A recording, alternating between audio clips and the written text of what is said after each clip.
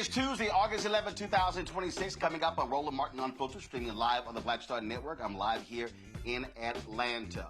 A major decision out of Texas. A judge has struck down the Houston Minority and Business Enterprise Program that is going to have a devastating impact on black-owned businesses in the city of Houston. We'll talk to a city council member there. In Florida, Representative Angie Nixon is running for the United States Senate. We'll talk to her on today's show. Also, we're watching the election in Wisconsin. Will DSA notch a huge win there with Francesca Hong leading the polls in that race? A new report in Iowa questions the true safety of having resource officers in the state's school after a troubling number of black children are disproportionately detained. We'll talk to someone with the Iowa ACLU. Also, Martin's children's book will be on to discuss how it's helping children grow their minds in math, reading, and boosting their self-esteem in the classroom. Plus, we'll talk the latest politics, including the latest stupid stuff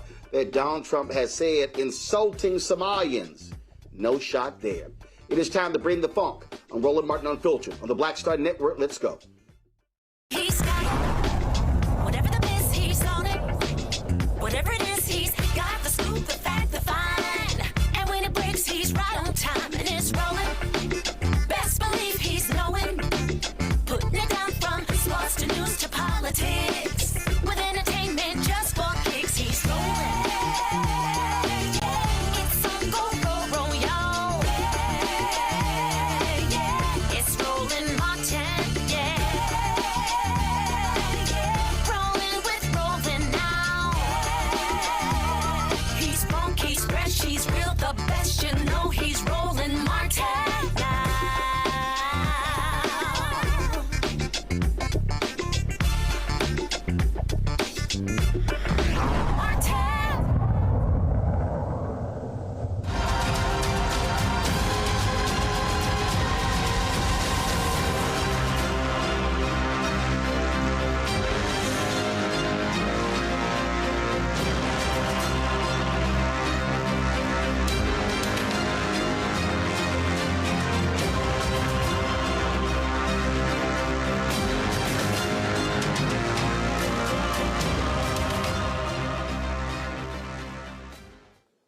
Folks, in Texas, a federal judge has struck down the race portions of the Houston Minority and Business Enterprise Program, a ruling that it is unconstitutional and violates the Equal Protection Clause of the 14th Amendment. The city announced that it will no longer recognize or administer the program's MBE certification. On July 28th, U.S. District Judge David Hittner ruled a permanent injunction blocks the city from using racial preferences when awarding public contracts. The case was brought forward by two white landscape business owners in Spring, Texas, who sued the city in 2023 after being denied certification. Houston City Council member at large Willie Davis joins us right now. Councilman Davis, glad to have you here. So here we got two white men who tried to file under the MBE certification.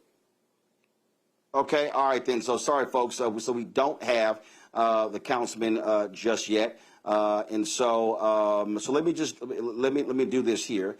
So y'all let me know we have the councilman. But you know what? I'll continue the conversation. Then let me know when he comes on. So I have been warning y'all about this. So here's what these white folks, these right wingers, have been doing. And Ed Bloom from Houston has been targeting many of these programs using the 14th Amendment, using the Civil Rights Act of 1860, using all of these different 1866 against black folks. And so what you have, and the same thing happened in Tennessee, where a white woman sued the federal 8A program, saying that she couldn't qualify for the 8A program because she wasn't a minority. And so therefore, a federal judge there overruled that program. Now, here's what's crazy. That same white woman qualified for a federal program as a woman, but she wanted to stop the program for black folks and others.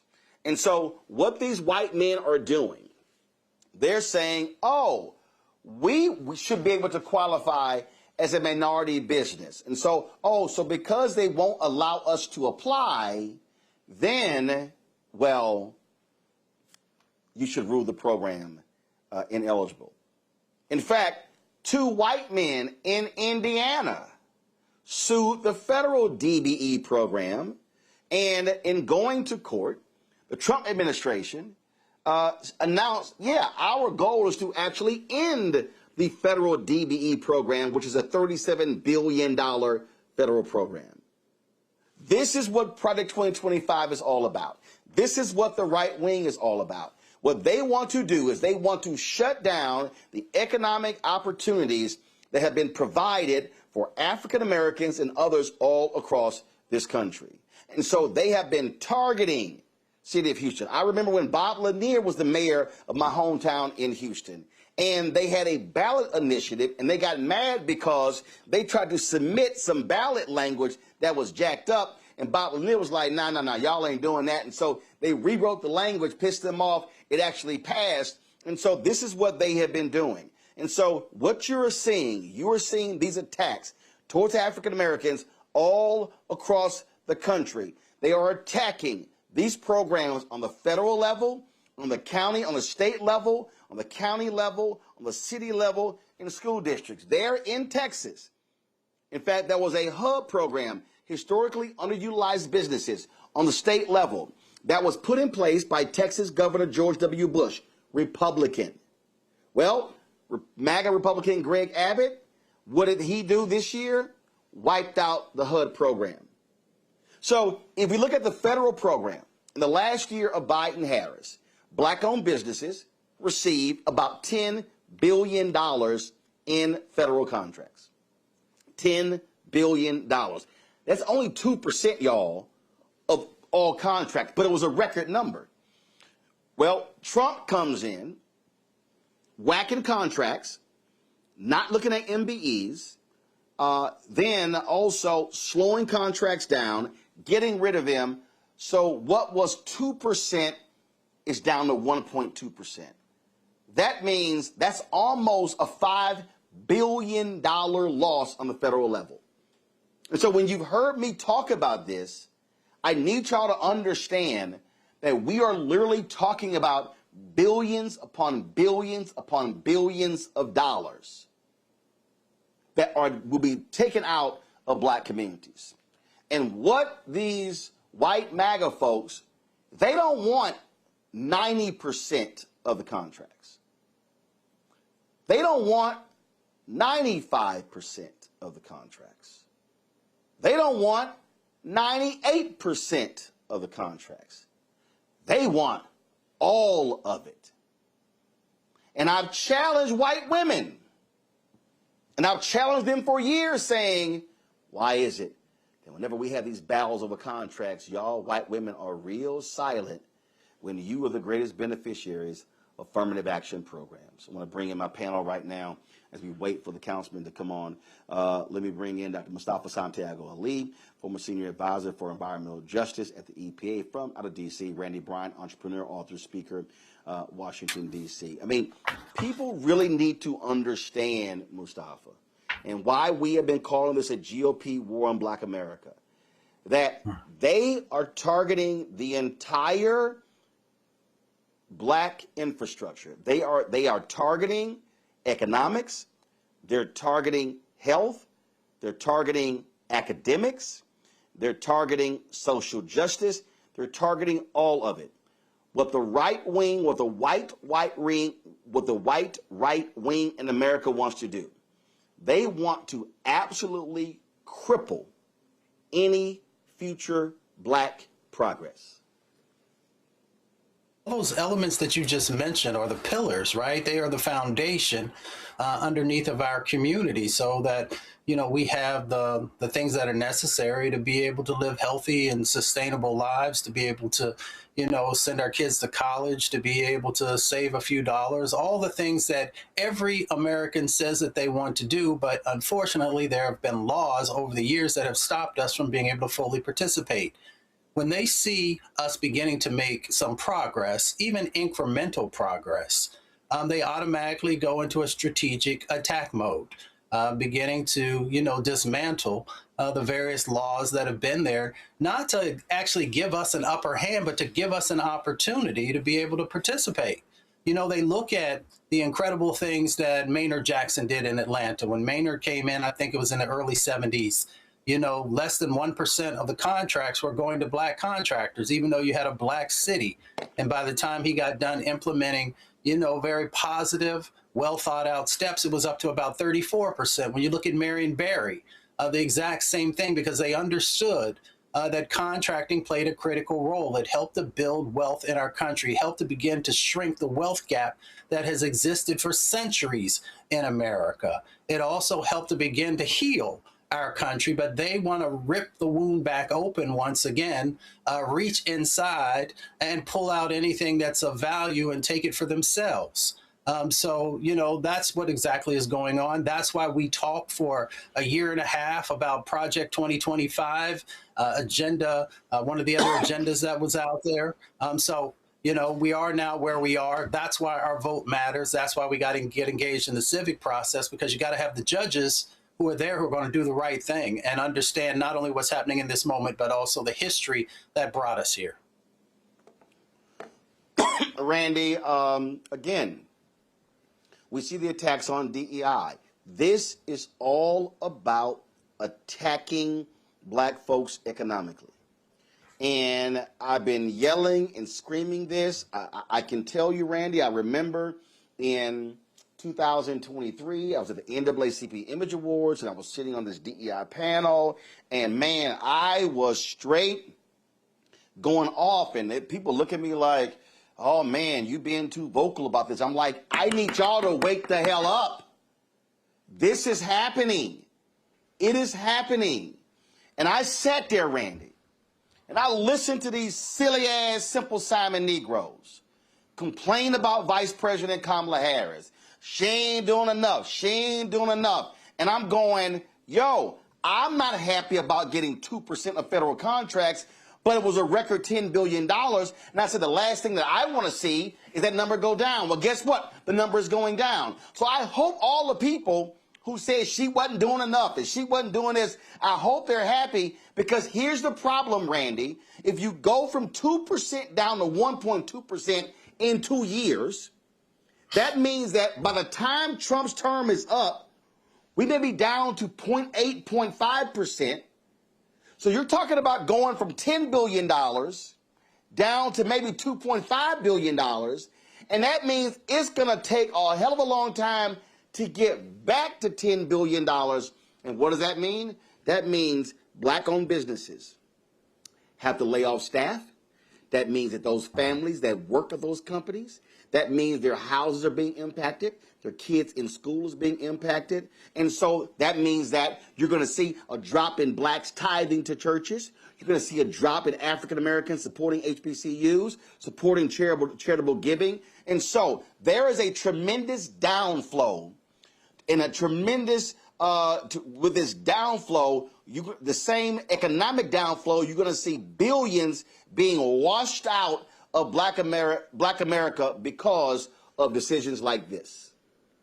Exactly right. I believe that what people don't understand is that sometimes the war is between two candidates, and you may think this candidate did not do enough or won't do enough. What I don't think people understand, what Project 2025 it is a plan for waging a war to completely cripple the Black community.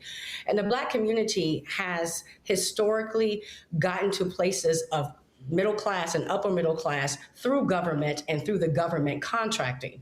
So it was very strategic for them to have DOGE come in and gut the government and cut government jobs, because that they knew was going to specifically hurt us, and it has. Also with the government contracts, you realize that, you know, while we're around 14% of the population, we only ever had 3% of employer-based businesses already. And so they created these programs like the MBE and the WBE to get those numbers up. And still, even with those programs, we're getting about 9% of the government contracts that were available to us, even with the programs. So now without them, just like you said, we're going to get far fewer, if anything. I personally, you know, being based in Washington, D.C., have several friends who have lost close to 75% of their businesses. What also that we need to note is that Black businesses, Black business owners tend to employ Black employees more frequently and at higher rates. So all of those employees definitely are impacted. If you walk around the city now, I mean, and this of course is everywhere, but if you walk around the city now, the restaurants aren't full anymore. People are not going out because they can't. And what people need to realize is that this is absolutely purposeful. It is trying to completely cripple Black economics so we can barely figure out how to make it day to day. And so I wish people, had heeded the warnings, because we are under a targeted, well planned out attack to bring us to our knees. And sadly, it is working. Councilman Davis joins us right now. Councilman, glad to have you here. Obviously, this decision by the federal judge in Texas is a devastating decision for Black-owned businesses, on top of the decision by the state to dismantle the Texas Hub program. I mean, this is not going to bode well for Black-owned businesses in Houston and in Texas. Thank you, Roland. Yes, I am certainly a little bit disappointed. And that's what I said, a little bit, but should say much disappointed, because this is more than just something that is hurting Black, but it's going to hurt a lot of small business people. And the effects, and I'm thinking that, grateful that our mayor is going to appeal it.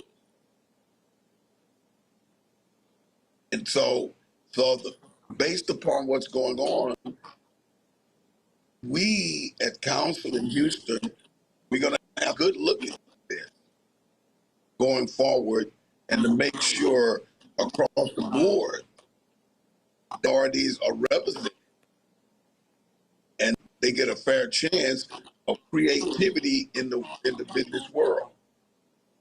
Now, we had a great director of our MBE program who came under some scrutiny from other minorities because the way our program was written and the way that she was going to solve some of the concerns from other minorities. And so we went through that process, and we thought we had gotten cleared. And then once it got to court, the judge voted in favor of the plaintiff, which was very. So here's the issue.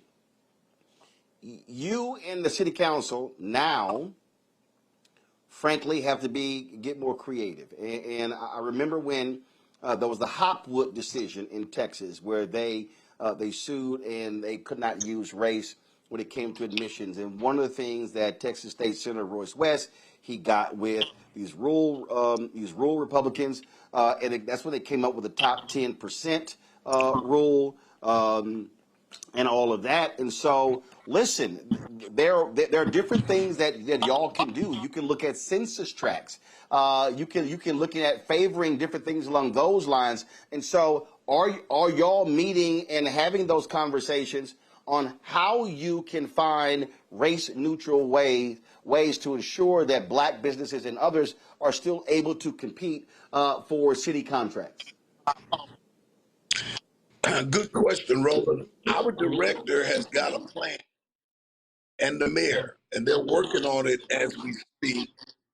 It has not been presented as of yet to council, but I'm sure within the next week we will, so that we can be assured that everybody is represented, and that we can have a strong case, because I do believe that this can be overturned.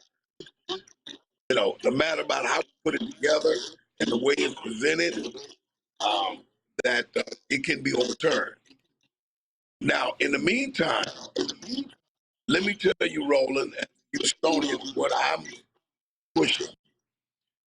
Last year, I did what was called a financial symposium, and that symposium was made up of small businesses and bankers.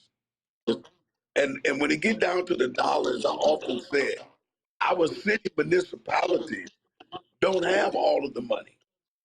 Our county government don't have all the money, but the banks have the money. And what we also discovered, Roland, in most of our cities, redlining goes on.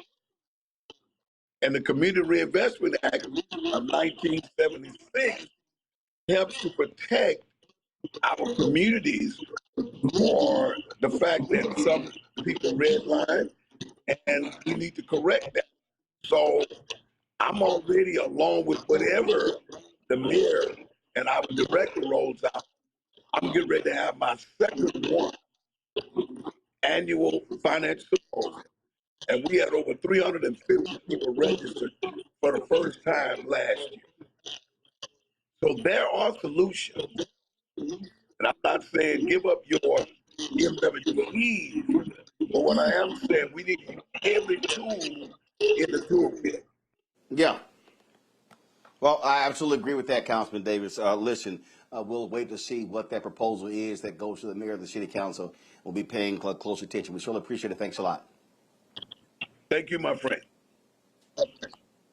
All right. Again, I'm just trying to warn people to understand what's going on here. We are facing a situation where all across this country, especially obviously on the federal level, but in these red states where African Americans are going to be targeting, and y'all, they're going after it all. They're going after the money. And so if you start taking away billions of dollars in contracts, you're going to be impacting not just those business owners, but their employees. You're going to be impacting the black law firms they use, the black accounting firms that they use.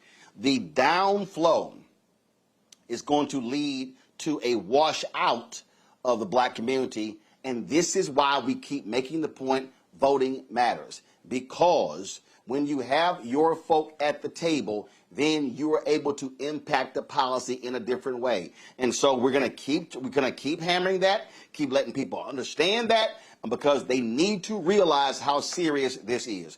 Got to go to a break. I'll be right back. Roland Martin Unfiltered on the Black Star Network.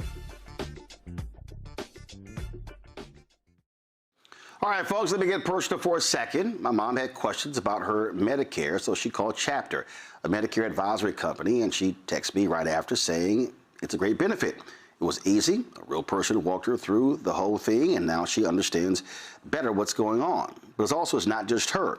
A woman in Yonkers wrote in saying the process was so simple, the enrollment was easy, and she was so glad she called. Then there's Marilyn, 90 years old, in Florida, living on Social Security.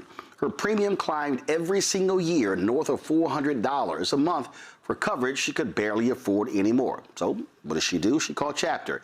They found her the same top-tier coverage for hundreds of dollars less. 90 years old, and finally somebody in her corner. I hear stories like that again and again from our community. The Medicare system was not built to work for you. Too much fine print, too many plans. Yet Chapter's advisors are independent and honest, the only Medicare advisors that compare every plan nationwide. They're focused on one thing, what actually works for you. If you're already in the right plan, they'll tell you. No games, and people who switched with Chapter saved an average of $1,100 a year. All it takes is 20 minutes. You talk to a real person, and it's completely free help. So call Chapter at 724-264-8281, 724-264-8281. That's Chapter. Let me ask you a question. Why do so many people seem to think they know black men so well? What they think we want, what they think we need. Hell, they even tried to tell us why and how we voted, but never had a conversation with us. Never asked us how we felt, what brings us joy, what makes us angry, what makes us scared. How do we live? That's what this show is about. No translation, because we don't need anybody speaking for us. We can speak for ourselves. This will be a show where we bring brothers on that you don't see on every other talk show. Nope. Brothers that are doing work in local communities with black men for black communities. We're going to hear each other and try to understand so perhaps we can move forward together.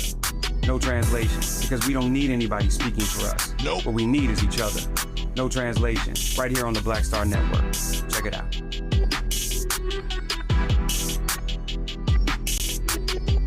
It's your boy Earthquake, giving Roland Martin something to do, because he don't know what to do. He from Texas. Ain't his fault.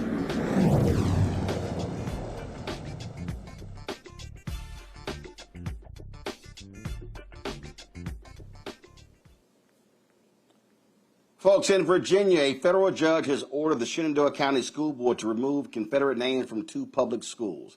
Judge Michael Urbanski ruled on August 6th that restoring the names of Stonewall Jackson and Turner Ashby in 2024 violated the 14th Amendment and the Equal Education Opportunities Act by discriminating against black students and perpetuating segregation. The ruling sided with the Virginia NAACP in its lawsuit against a county school board's reinstatement of Confederate military names. The board is now ordered to change the school's monikers again. The Virginia NAACP filed a lawsuit on behalf of 6 students and their parents in June 2024 after the school board voted 5-1 to change Mountain View High School back to Stonewall Jackson High and Honey Road Elementary back to Ashby Lee Elementary, which combines the name of Robert E. Lee and Turner Ashby, a Confederate cavalry officer. I mean, Randy, this what does this show? This goes to show you that these white racists, they are so in love with the Confederacy, and they are Republican. They love the Confederacy so much, and so they change the name. This was in the wake, of course, the death of George Floyd, and then Trump gets elected. They're like, hey, let's go on back to the racist names. They're pitiful. The fact that they are still hanging on to these so-called heroes of theirs, and they lost the war. That's what I don't get. Like, how are you celebrating someone who lost the war, but they cannot let it go? And they're just absolutely sad. And they see this new racist in charge as their opportunity to now honor their supposed heroes and celebrate the time that they wish they could have. I mean, it very much tells you how they see black people and and how they want us to be, how they don't want us to have freedom. People need to see that as a symbol for what they want for us and don't want for us. Mustafa, we're always making this point, and you listen to these people talk about, well, it's history. We can't forget our history. No. What these white MAGA folks want to do is they want to celebrate the racist. They want our schools to still be monuments. And the judge is right. You damn Skippy. If you're a black student, hell, you don't want to sit here and say, oh, yeah, I'm a Stonewall Jackson graduate, knowing full well that Stonewall Jackson wanted to make sure that black folks remained in chains. You don't see in Germany them having schools named after Hitler and other Nazi war criminals. There's a reason for that. But in America, they love them some white domestic terrorists who were, again, the wrong side of the Civil War. Well, everything that you just said, it's really interesting that when it comes to our children, they don't have a problem with trauma, right? They'll allow our children to, as you said, go to those schools, be taught in those schools, look up and see the sign, the name on the side of the building, and have to reflect on that. But when it comes to their children, you could have a few words in a book, and they have a problem with that. They have a problem with history when it comes to the truthfulness of history that kind of really lays it out for everyone. So I always think that it's very ironic that they're willing to traumatize our students, but they're not allowing that same type of openness to be a part of a process when it comes to their own children. Yeah, it's because, it's because, they love their white races, and they want to celebrate them, and they want us to sit here and have to deal with their crap when it comes to that. And this is just where I'm like, I'm sorry. We have to fight back, and I'm sure there are people who are saying, well, man, I don't understand why you're making a big deal, out of the names. But, yeah, damn that. Forget Stonewall Jackson. He was a white domestic terrorist. So was Robert E. Lee. I don't give a damn about, oh, my God. Listen, see, here's the one that cracks me up. You listen to these people who go, oh, my goodness. Robert E. Lee was an amazing general, which is why Pete Hegseth had his portrait restored in the dining hall at West Point. But guess what? Even according to Patton, Randy, Rommel was one of history's greatest generals. I don't see the Germans still celebrating Rommel as being an amazing military mind. Right. But the Germans have openly dealt with the Holocaust. They have claimed responsibility. They have admitted that it was wrong. They say all the time, never again. They teach the accurate history in their schools. America can't seem to do that. America would like to act as if none of it really happened, and what happened, they are always changing what the Civil War was about. They are always recreating history. This is why we see how they are daily trying to take down exhibits at museums, because they don't want to have the real history, much less deal with it, much less own it, much less pay reparations. They have come up with their whole fantasy like it's a movie, and they are living by that. Whereas Germany has taken a completely different approach. Mustafa? It's about hate. It's about evil. It's about power. That's what this is all about. You know, this current party has just anchored itself to hate, and they expect hate to be a leverage point. They expect hate to be an opportunity for them to rewrite history, and to do it in a way that glorifies things that never happened and to whitewash other things. So, you know, that's the hate side of the equation that's going on there. The power side of the equation is they figure that they now have a moment, so they are trying to do everything that they've always wanted to do, whether right or wrong. The evil aspect of it is that you often have people who say that they, you know, believe in God, they believe in, you know, a higher power. They know what the words were that were written down in the respective books that are out there, but yet they refuse to follow any of those tenets in a way that is actually uplifting, in a way that is healing, in a way that actually would help to bring this country together, because we have so much work that we still need to do, but that's not a part of their agenda. You know, they're putting on the full court press.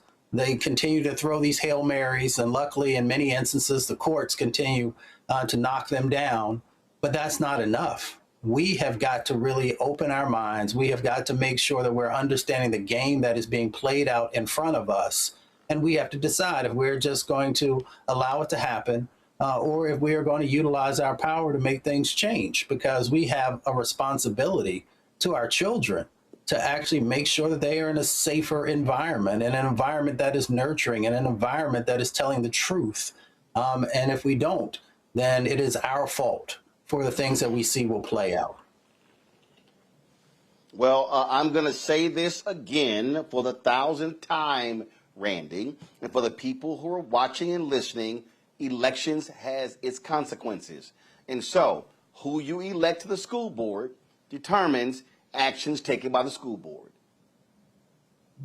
Absolutely. It is, you know, we always think about the presidential elections, and we forget about all the elections and how much they matter. I was thinking about that when you look at the qualifications to be a coroner in Mississippi, because of all the tragedies been happening there, and that's an elected person, and they only have to have a high school diploma. So right there, elections matter. We see what happens with our schools and how they try to change policies that can psychologically destroy a child, because they don't think about our kids, and they decide oftentimes what the curriculum's going to be, what books can and cannot be in the libraries, and the names of the school. So it is absolutely vital that everyone decides to play a part and not just vote, but also run. You know, we really need to challenge white mediocrity. They are very comfortable running for positions with no extra qualifications. It's not as if they're in some way doing better than we are. We just, I don't think, realize about working the system. They take these positions because they absolutely work the system. And so, you know, what I've been trying to tell people is, I know that we're very frustrated with this system right now, but while we're trying to make changes to the system, we also need to work within the system to have as much power as we possibly can have. And let me just give Yeah. a shout out to the people Yeah, who brought yeah, up the it- lawsuit as well. Yeah. I Yeah, was just going to it's real say, I really simple. appreciate people challenging. You cannot. Yeah, it's real simple. You can't complain about a process and then check out of a process. No, Right. that simply cannot happen.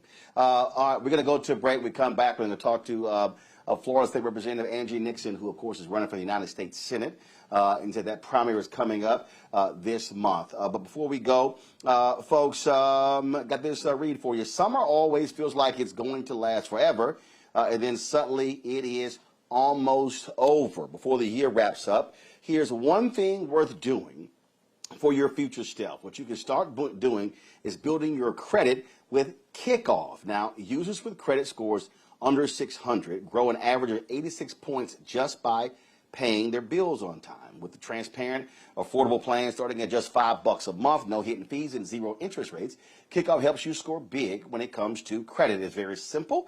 You make on-time payments, credit bureaus see good behavior, and your credit can grow fast. Plus, their rent reporting feature is a really big deal. It helps you build your credit with the rent you already pay. Now, every positive on-time rent payment gets reported to help boost your credit score. So you can start building your credit immediately for only $1 for your first month. You can set up auto pay so you never worry about missing a payment.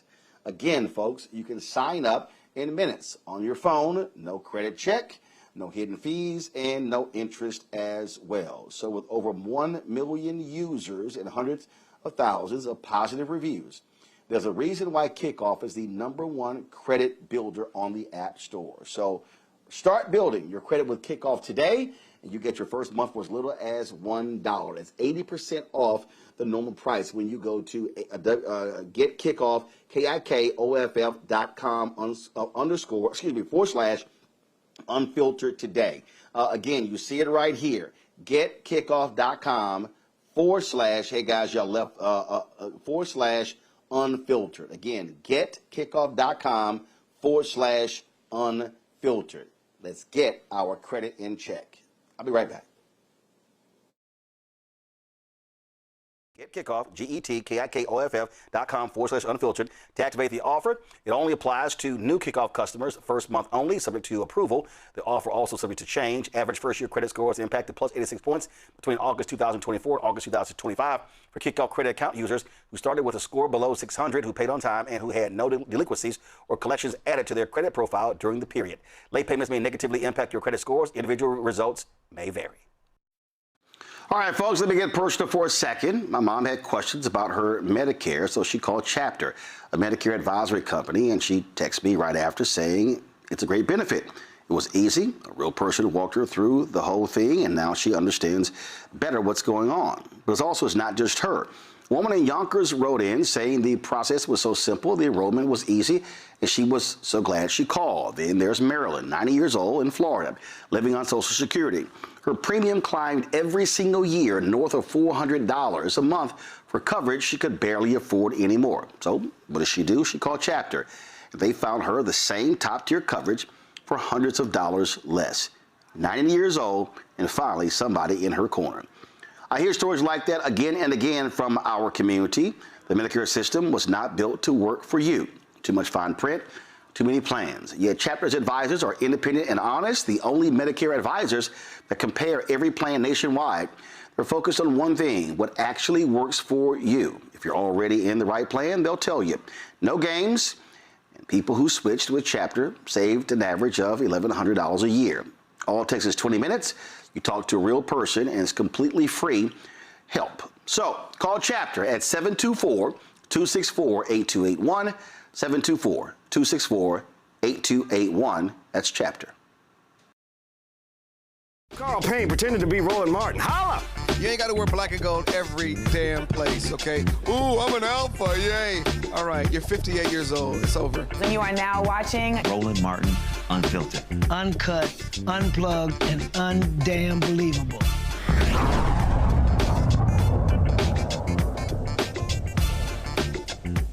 Folks, 1 week from today, voters in Florida go to the polls to vote in their respective Democratic and Republican primaries. In the United States Senate primary, Florida State Representative Angie Nixon. She wants to be the Democratic nominee for the United States Senate. She is running against Alex Vindman.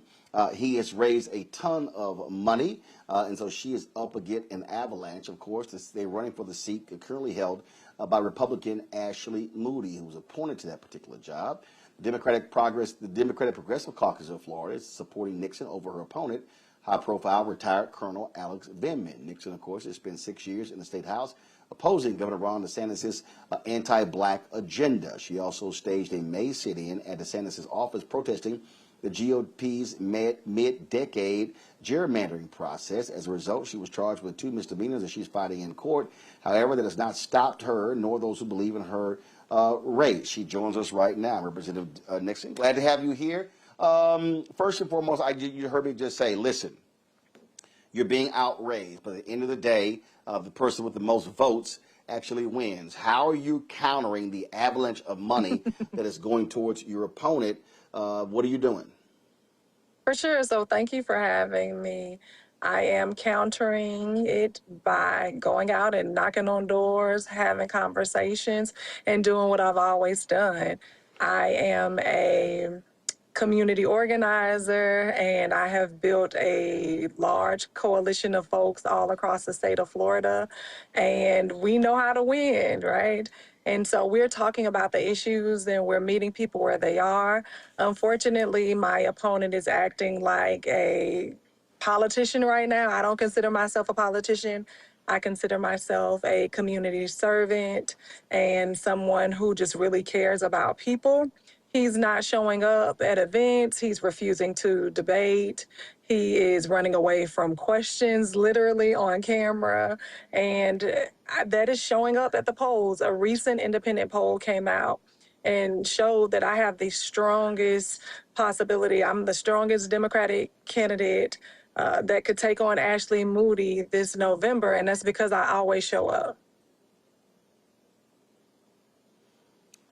Gotcha. So what are the issues that you're highlighting? What is getting the attention of Florida voters? What are you focused on?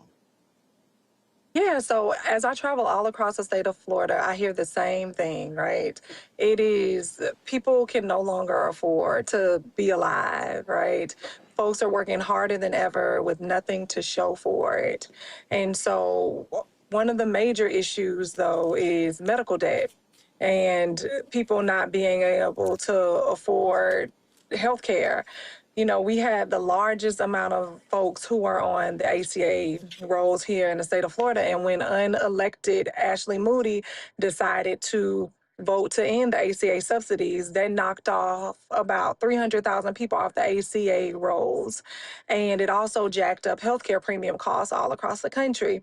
And so folks are really, really hurting here in the state of Florida, and it's very unfortunate because healthcare is a right.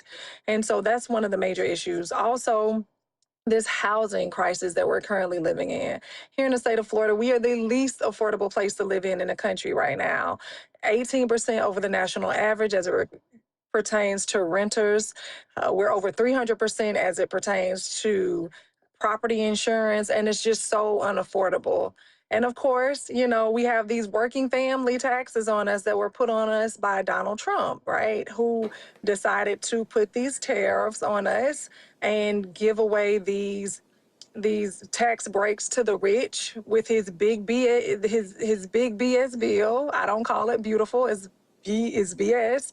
And so it's really causing people to struggle right now. You mentioned affordability of housing there. I mean, Ron DeSantis spent several years touting, everybody's moving to Florida. Facts show that ain't the case. They're leaving Florida because the costs are outrageous, the housing, but also when it comes to insurance. Yeah, they're definitely leaving because of insurance, right? I believe in a fully funded public option. Why are we allowing these companies to give a lot of money, their profits, to shareholders when they oftentimes deny claims and they have been known to leave Florida after major storms? And so we need to make sure that we have a backstop with the federal government and holding these insurance companies accountable. Look, a lot of these issues are happening because people like Ashley Moody, the Donald Trumps of the world, they're only beholden to their campaign donors. And that's what the problem is. They continue to pass legislation to allow them to get richer, and everyday people are just continuing to struggle. They're being exploited on the job because these companies don't want to pay them living wages. And I really want to work to put an end to that. Question from the panel. Mustafa, you first. Yeah. Well, Representative, it's good to see you. You had mentioned a number of different things that folks in Florida are facing. I've been blessed to be able to work in a number of different locations. The climate crisis, right now we're in the middle of hurricane season. There are a number of different things that are impacting Florida. If you're elected, what will you do to help folks to be better protected there in the state of Florida?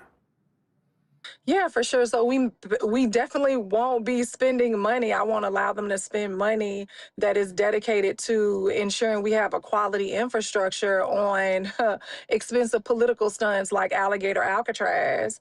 That's number one. They used a lot of our money that was supposed to go towards building out the infrastructure, providing resources for people in case of a natural disaster. They used it to pad the coffers of their campaign donors with no bid contracts. They literally spent only over $200 million on porta potties, right? That's a whole lot of, and it's so very unfortunate.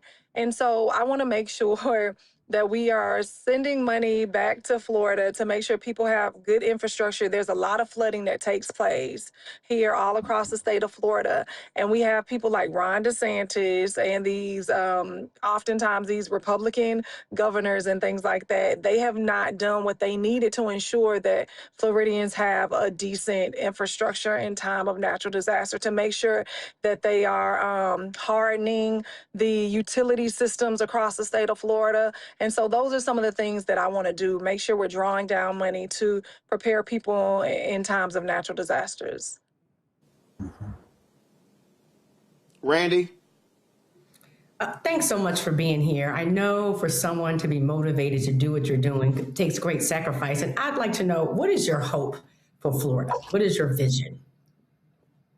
Yeah, so my hope for Florida is the people, right? I believe that hardworking, everyday people should get to shape what our communities look like and what our economies look like. Right now, the people that are shaping what our economies and community look like are these corrupt corporations and these huge, these really, really big billionaires, right?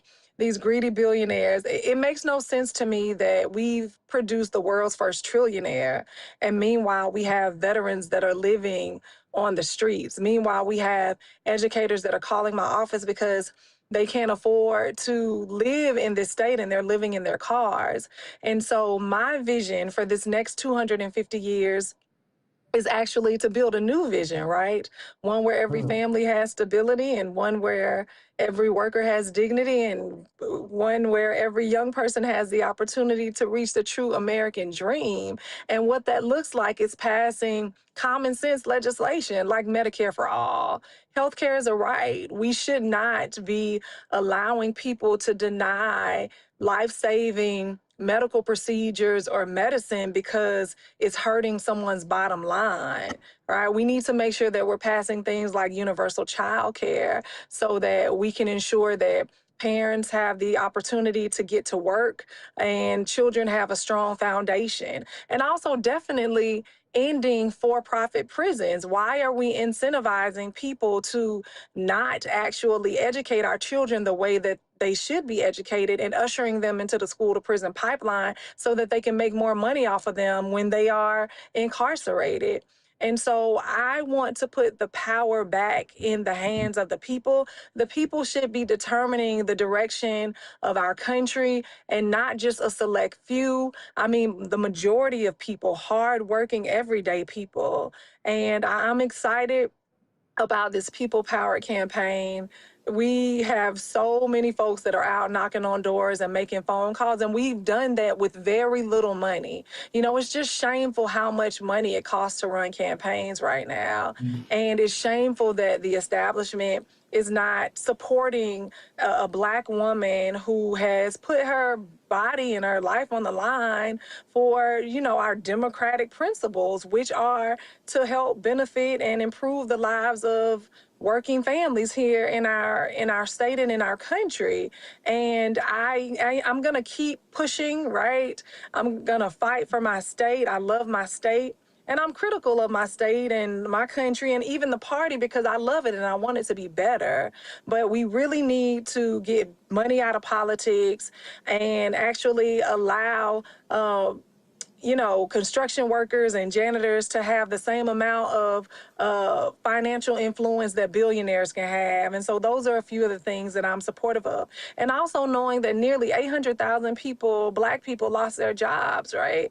And so we really need to have a Black agenda, one that actually helps benefit Black people. The fact that our wage gaps are still so huge as it relates to Black folks and white folks in this country, knowing that our net worths are not as high as other minority groups. And so those are some of the things that I definitely want to address when I become the next United States Senator here in the state of Florida. All right. All right, then. All right, Representative Angie, Mustafa, do you have another question? No, that was fantastic. Okay. Well, right, I appreciate y'all. I would love. Yeah, I would love everyone to make sure they follow me on social media. Angie for FL. Go to AngieNixon.com. Join our People Power campaign. Our average campaign donation is under $30. Look, we have what it takes to win. As I stated, the most recent independent poll showed that we're the strongest candidate to be able to unseat Ashley Moody. We literally have Republicans and MPAs that have changed their party affiliation to vote for me in this primary. They're knocking on doors. They're donating to our campaign. Let's change the trajectory of our country, y'all. Let's do this. I'm super excited. One more week, Roland. One more week. Yep, absolutely. Angie Nixon, we surely appreciate it. Thanks a lot. Thank you.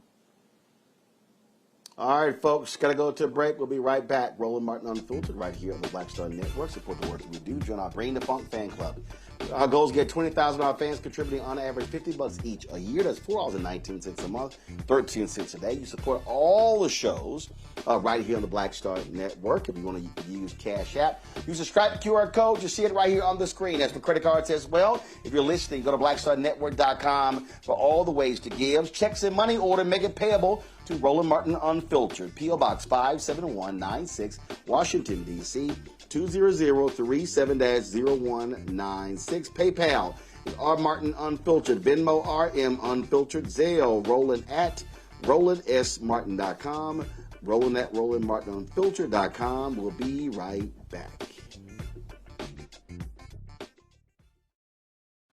All right, folks, let me get personal for a second. My mom had questions about her Medicare, so she called Chapter, a Medicare advisory company, and she texted me right after saying it's a great benefit. It was easy. A real person walked her through the whole thing, and now she understands better what's going on. But it's not just her. A woman in Yonkers wrote in saying the process was so simple, the enrollment was easy, and she was so glad she called. Then there's Marilyn, 90 years old, in Florida, living on Social Security. Her premium climbed every single year north of $400 a month for coverage she could barely afford anymore. So what does she do? She called Chapter. They found her the same top-tier coverage for hundreds of dollars less. 90 years old, and finally somebody in her corner. I hear stories like that again and again from our community. The Medicare system was not built to work for you. Too much fine print, too many plans. Yet Chapter's advisors are independent and honest, the only Medicare advisors that compare every plan nationwide. They're focused on one thing, what actually works for you. If you're already in the right plan, they'll tell you. No games. People who switched with Chapter saved an average of $1,100 a year. All it takes is 20 minutes. You talk to a real person, and it's completely free help. So call Chapter at 724-264-8281, 724-264-8281. That's chapter. Let me ask you a question. Why do so many people seem to... Let me ask you a question. Why do so many people seem to think they know black men so well? What they think we want, what they think we need. Hell, they even tried to tell us why and how we voted, but never had a conversation with us. Never asked us how we felt, what brings us joy, what makes us angry, what makes us scared. How do we live? That's what this show is about. No translation, because we don't need anybody speaking for us. We can speak for ourselves. This will be a show where we bring brothers on that you don't see on every other talk show. Nope. Brothers that are doing work in local communities with black men for black communities. We're going to hear each other and try to understand so perhaps we can move forward together. No translation, because we don't need anybody speaking for us. Nope. What we need is each other. No translation, right here on the Black Star Network. Check it out. Hey, I'm Tasha Cobbs, and you are watching Roland Martin Unfiltered. But I need a little filter. I need something. Blow me out. Make me look 35. Got it.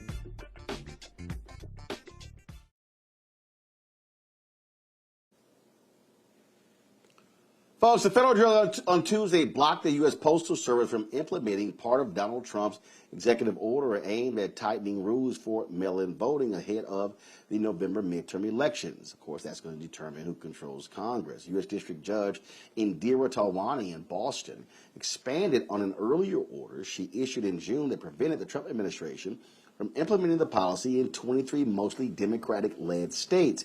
The judge's latest ruling blocks the Postal Service from carrying out Trump's directives anywhere in the country. In June, Talwani's ruling only blocked USPS from implementing the policy in those 23 states.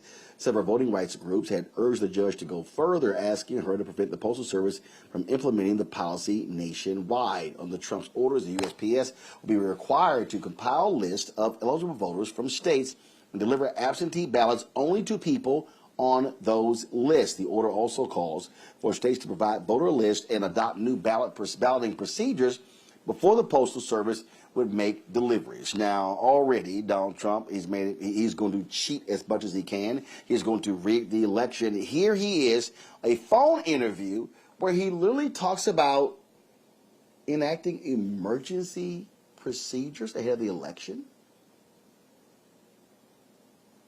A lot of people get hurt. So let me put an idea in your head, okay? Because it's so hard to get the Senate to do anything. Now they're on recess. They don't get anything done if they never get the Save America Act done. You have the right to declare a national security emergency for elections. And the Supreme Court ruled in 1983 under Reagan that INS versus Chadha, that if you declare a national security emergency as the President of the United States, they can't challenge it. It can only be overturned by a 2/3 vote of both houses of Congress. So if you do this in the next month, we will get photo ID, proof of citizenship, and a limit to mail-in ballots. And you don't even need the Senate vote. Happened. Okay, I'll leave it at that. All right, we'll leave it at that. So let me finish with a couple. These people are insane, Mustafa. They're dastardly. Let me say it that way. I think that's a better way of describing what's going on, because they have an agenda, they have a plan, and they're going to continue to try and implement it. They try and go around the courts. At first, they thought they would be able to manipulate the courts because they had a number of folks that they got into key positions, and that didn't work. Then they tried to utilize executive orders to be able to, once again, go around common sense sets of actions and to move forward with their agenda. And that really hasn't also worked at the level that they thought it would, although there have been, some instances when they've been able to do some very destructive things through executive orders. And so now, they're looking for another set of opportunities to be able to move forward with real voter suppression or expanded voter suppression, stripping away people's abilities to be able to fully participate in the civic process. So that's why I say, these are well thought out, diabolical sets of actions. But I don't think that it's coming from a place of not having the knowledge and information of what you're doing. I think they've just chosen to be able to do whatever they think they want to do. But I think what they fail to forget is that, people are watching them, and there are going to be repercussions for many of these actions that they've done. So yes, on the federal level, a president is protected, but there can be state charges that are brought forward if folks decide to do that. So I would be very careful with, some of the steps that they're taking, and some of the folks who work for him that are willing to go out on a line. So yeah, he can pardon you on federal charges, but he cannot stop state charges. Randy? They're not even trying to hide it. I mean, they just admitted their plan right there on national TV, where it's been pretty obvious what they're trying to do. They do want to declare a national state of emergency. They do want to make it where an election, a free and fair election, cannot happen. They do want to ensure that this leader, if you want to call it that, is in office for another 4 years. I mean, I don't think that they're even trying to be shy about it, and they're just being bold about it. We can only hope that fewer and fewer people follow him blindly, because I think people are kind of hopefully getting somewhat sick of him, but they don't even try to hide their cheating anymore. I mean, the level of audacity continues to shock me, although I should not shock me anymore of what he's doing. But they want to do everything they can with the mail-in voting, for instance. They're hitting us at all sides to ensure that this man gets in again, I believe.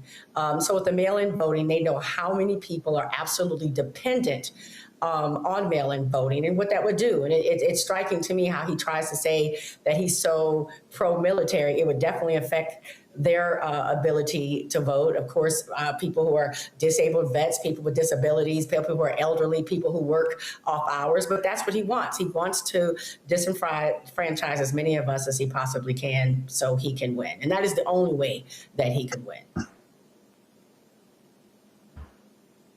Absolutely. All right, folks, let's go to Iowa, where the American Civil Liberties Union have released a 37-page report titled Rethinking School Safety in Iowa: The Harms of School Resource Officers. The report argues that school resource officers do not make schools safer, but instead disproportionately harm black students and students with disabilities by funneling them into the justice system for minor behavioral issues.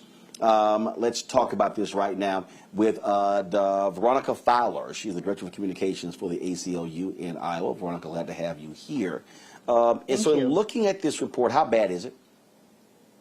Well, it's bad. We had found that we basically did a lot of open records requests to schools in Iowa that had school resource officers. We looked at federal data from the U.S. Department of Education Office for Civil Rights. And we also looked at a host of studies about school discipline and racial disparities in schools. So this was a year-long project and very thoroughly researched. And we found numbers that basically reflect some other very disturbing national trends. Black students in Iowa were arrested at 3.7 times, nearly 4 times the rate of other students, even though studies that we cite show that they do not misbehave at a higher rate than other students. And then, of course, you also mentioned students with disabilities. They were either referred or arrested at 2.3 times the rate of students without disabilities. And so this is obviously disturbing because students are supposed to get equal treatment in schools, and these numbers suggest that they are not.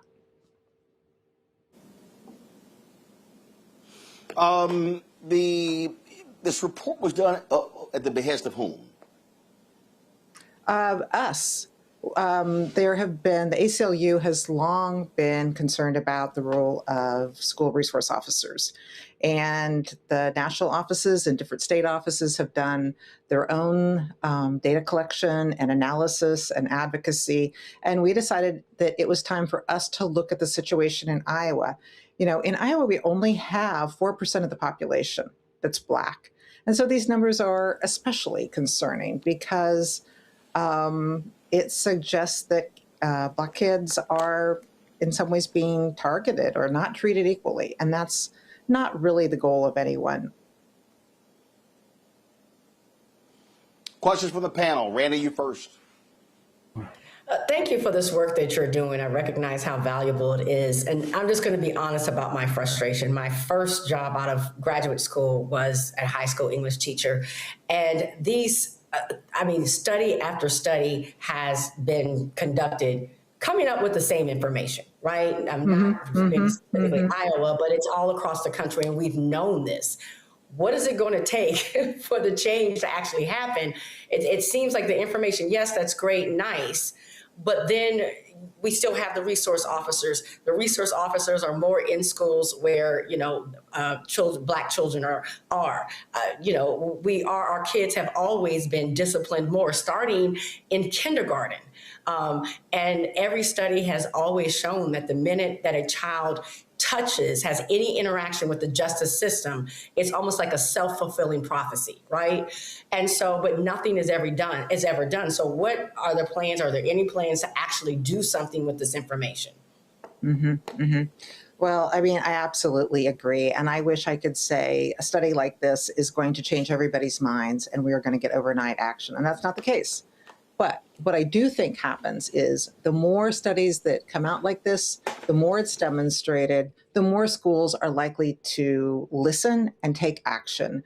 We've had a couple encouraging situations. Right after George Floyd, Des Moines, which is the largest school district by far in this state, reconsidered its SRO program and got rid of SROs. That's a hopeful sign. Also, in Ames, Iowa, where that's the home of Iowa State University, they also decided to look at the stats. And in fact, one of the school board members was a sociology professor who had done work on racial disparities. And she sat down and really looked at the numbers. And as she said, the tears started coming down her face because she could see how clear the inequities were. And she was a leading force in leading the school board to get rid of their SRO programs. So we are hopeful that there will be other districts that will take action. But it sometimes people have certain preconceived notions about SROs. They have the reasons that they might like SROs. They often say, oh, our SRO is wonderful. Our SRO would never, ever treat students differently based on their color or their ability level. But that is a statistical sampling of one. Sometimes it takes hard numbers like this. And we also listed district by district what the racial disparities were. And some districts fared less well than others. In fact, strikingly, Waterloo, Iowa, which is the home of Nicole Hannah-Jones, who, of course, led the amazing 1619 Project. And her school of the schools that turned in data, because some didn't even really turn in reliable data to the federal government, which is a problem in and of itself. But Waterloo, Iowa, their student population is 27%. And yet, Black students accounted for 43% of the arrests. And it's just so disheartening because, if you've listened to that amazing or read that amazing series, things aren't changing the way we would like. Right. Thank you. Well, of course not, which is why we do what we do here, because this is what happens when folks don't want to do the right thing. We certainly appreciate it. Thank you so very much for joining us, and keep the fight. Thank you. All right, then. All right, y'all. You know what? I really try my best not to show you this the stupid asinine stuff of Donald Trump. But when I listen to this nutcase, and when I think about how these right-wing trolls responded when Hillary Clinton said deplorables, and then when Joe Biden called them whatever the hell he called them, they just lost their mind. They just lost their damn mind. Y'all, listen to this pathetic individual as he talks about Somali immigrants. These are people that have been not successful. They're people that have been, in many cases, failures. They come from other failed countries, and they come here and they tell us how to run our country. They come from places like, I won't mention because I don't want to get myself into a controversy, but they come from countries that are not great. They come from, let's say, as an example, Somalia. They come in and then they tell us how our Constitution, how our Declaration of Independence, how it works. It doesn't work that way, and they're not smart. They have no aptitude. They have nothing going, and they're telling us how to run our country. And I just don't think it's going to happen. I think that they start off, now I may be wrong, but says a dumbass Randy who can't even read.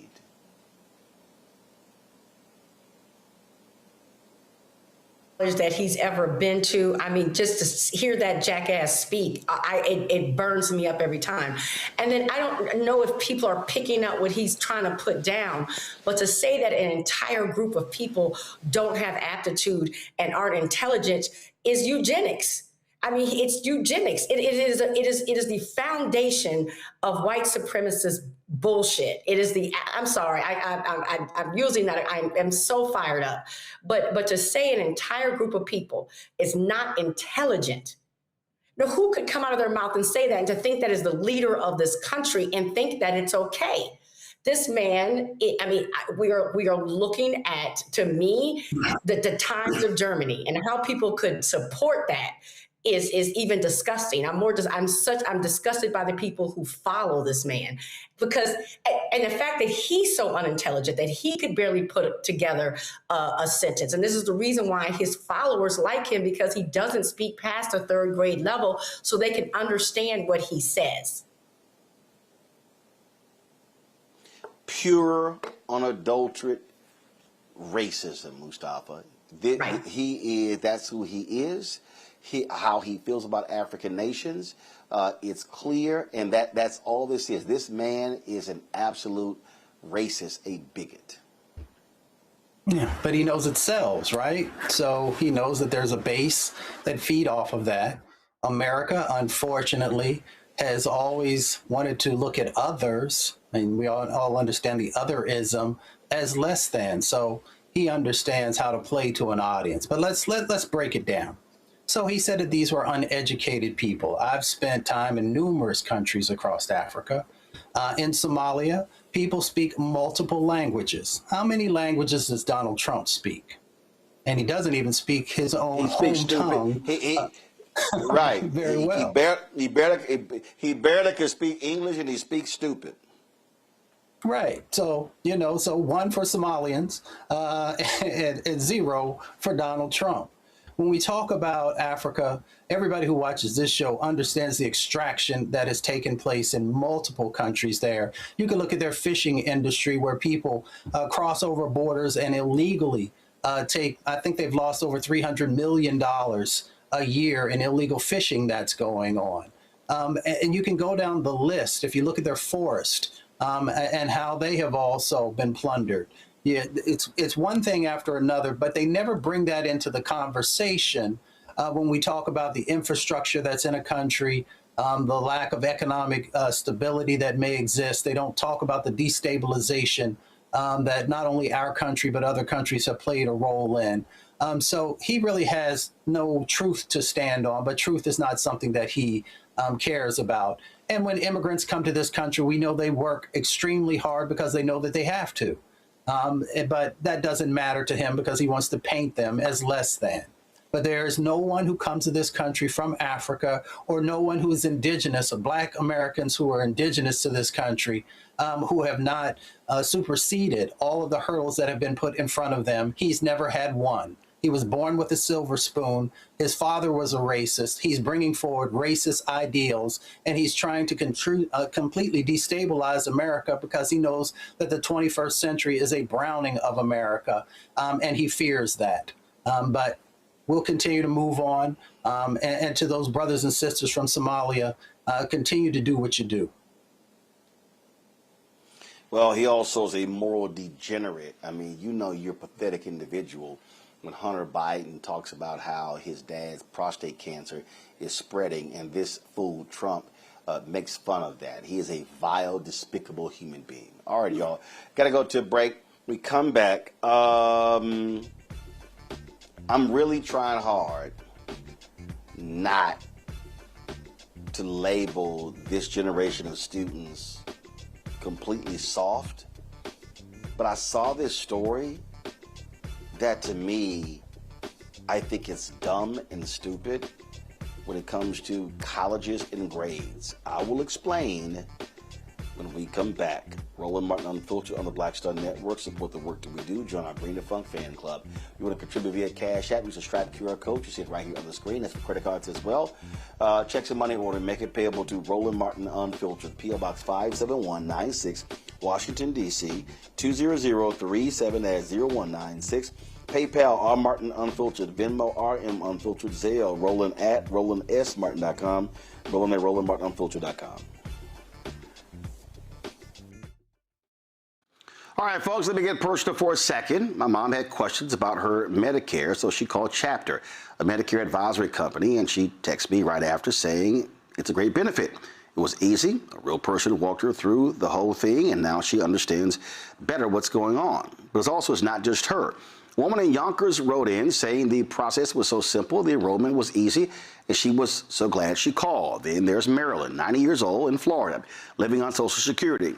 Her premium climbed every single year north of $400 a month for coverage she could barely afford anymore. So what does she do? She called Chapter. They found her the same top-tier coverage for hundreds of dollars less. 90 years old, and finally somebody in her corner. I hear stories like that again and again from our community. The Medicare system was not built to work for you. Too much fine print, too many plans. Yet Chapter's advisors are independent and honest, the only Medicare advisors that compare every plan nationwide. They're focused on one thing, what actually works for you. If you're already in the right plan, they'll tell you. No games, and people who switched with Chapter saved an average of $1,100 a year. All it takes is 20 minutes. You talk to a real person, and it's completely free help. So call Chapter at 724-264-8281, 724-264-8281. That's Chapter. This week on the other side of change. Black life, Black death, in a country that was never built for us. We are talking about 18-year-old Nolan Wells, his family's search for answers, and the way that our own trauma is showing up in how we are reacting to the news. Where was Nolan in the 90 minutes between when you're claiming you last saw him and when you actually left the island? Because 90 minutes is a lot of time. So where was he? Tune in on The Other Side of Change, only on the Black Star Network.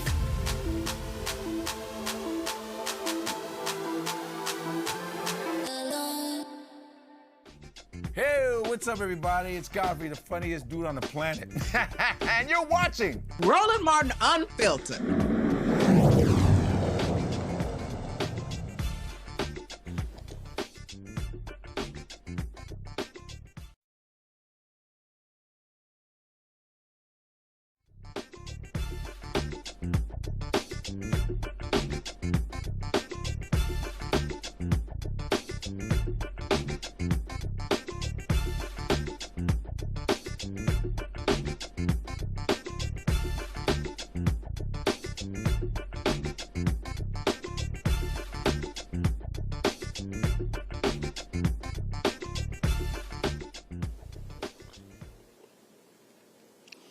All right, folks. So I saw this story in the New York Times, and okay, let me just read y'all the headline.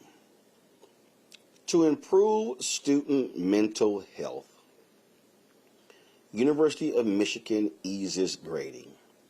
The university will make first semester grades pass or fail to encourage students to try different classes and lessen fears of what a low grade could mean. It says the University of Michigan will replace traditional letter grades for some first semester freshmen with a pass-fail style grade to more gently ease new students into academic life.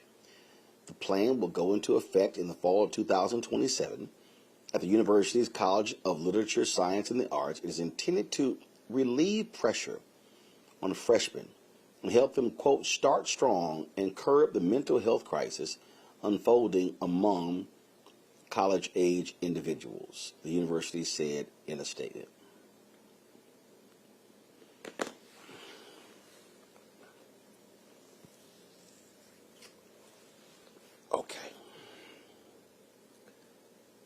I am very cognizant of the issue of mental health. I understand pressures that students face in high school and college to get top grades.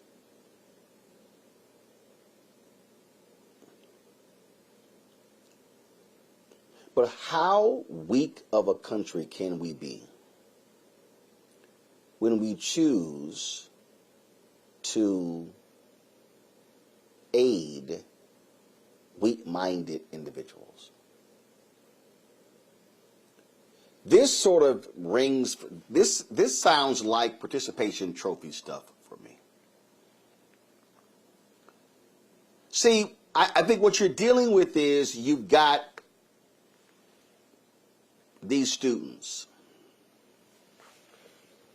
who come from high school, and a lot of them actually think they're smart. Then they get to college and they realize they are so smart. And the problem I really have with this, Mustafa, is because for somebody who hires people, I will be honest, I see soft college graduates. I see people who have not been challenged. I see people who have not been pressured. I see people who have not had to go through hell to achieve their dreams. So for the university to say, oh, it's so fragile. It's so fragile. So we understand it's rough. So we're not going to. No, you're either pass or fail. It's not going to be an A. It's not going to be a B. It's not going to be a C. It's not going to be a D. It's not going to be an F. You pass or fail. I'm sorry. This is stupid. This is just dumb to me. Why do we sit here and play this soft game, Mustafa? It's called earning it. Well, you do have to earn it. I mean, all of us came up that way, you know, but it's a new day, right? So I think we have to ask the questions. One, are we making our students, are we helping our students to be competitive with the rest of the world?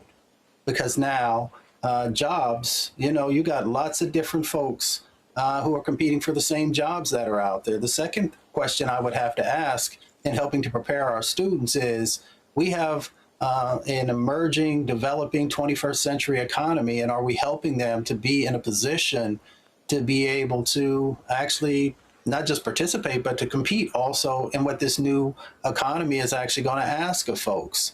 The third thing is that, you know, for some folks, you know, my parents and others, you know, trying to be able to go to school, to be able to go to college, there were a whole lot of things that you had to be able to navigate. Not only did you have to be prepared academically, but you also had to deal with all of the, you know, bigotry and racism that was also a part of that. And even though some of that still exists in a smaller way, it's nothing that others had to go through, nor do, you know, whether it's my parents, my grandparents, or all of our parents, they probably never would want students of color to have to go through some of the things that they went through.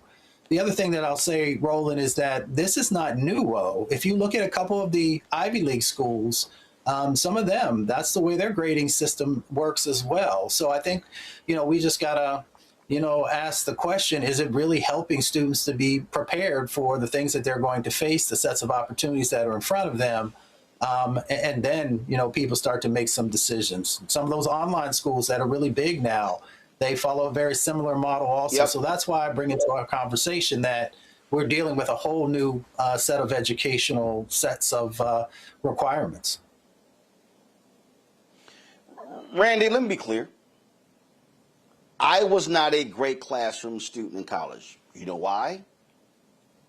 Because I knew it was BS. Follow me what I'm saying. I knew at the age of 14 I was going to be a journalist. And I knew what it required to be a journalist.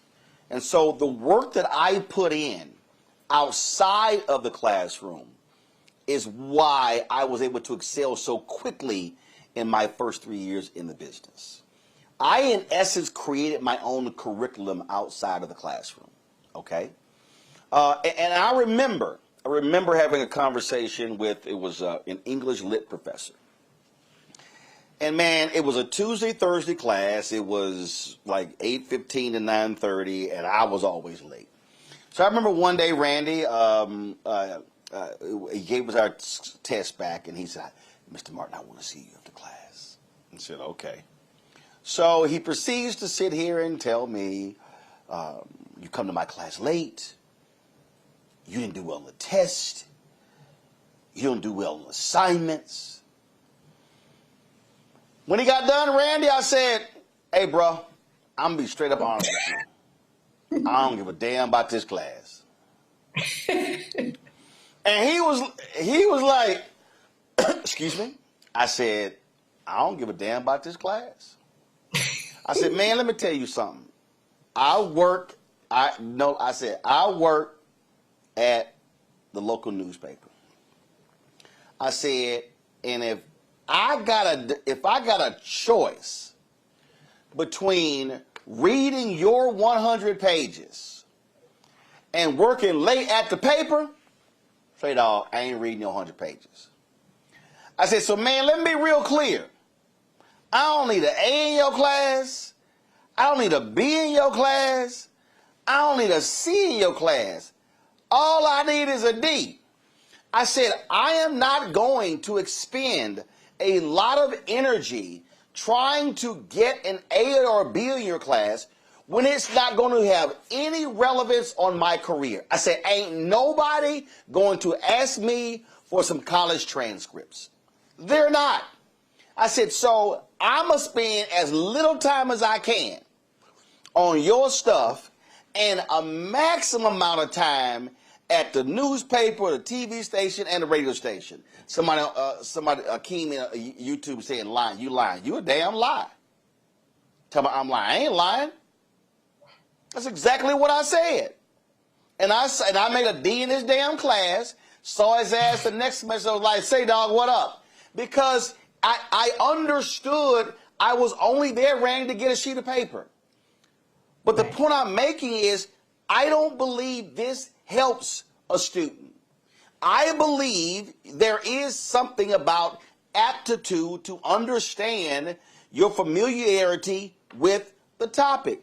So, and again, now I made a different decision, but I'm just simply saying that now my journalism classes, I was hardcore straight when it came to, hell yeah, I wanted the A in those classes. But what this is doing, Randy, this is creating a soft generation to be even softer. Well, one, I absolutely believe you did it. How could anyone question about you being outspoken? That should never be a question. Damn right I did. But two, this is some white people stuff to me, Roland. I mean, that's the way I see it. I mean, University of Michigan has 5% of us that attended. Like 45% of white people, and then 30% Asian American and international students. And as a person who, lived in California and really started to understand the whole California college system, there are always moves being made to ensure that white students are successful.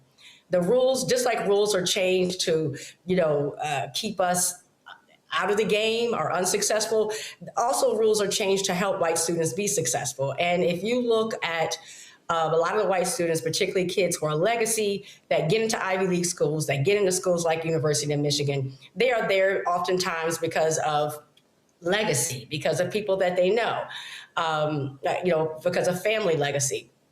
And they're not prepared really to go to school. They have been pampered just the same way as they're pampering these students now. My guess, I'm just telling you what I think, and my experience has shown me, is that those international students, about those 20% of international students and the Asian students, are whooping their asses.